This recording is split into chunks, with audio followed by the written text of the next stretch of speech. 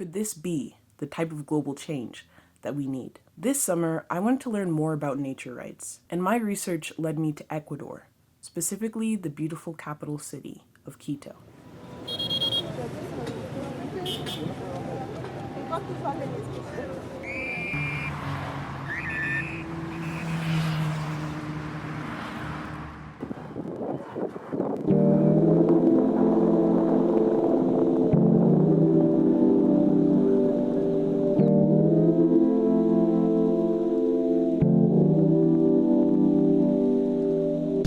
Ecuador is a beautiful country that is home to one of the most biodiverse ecosystems in the world.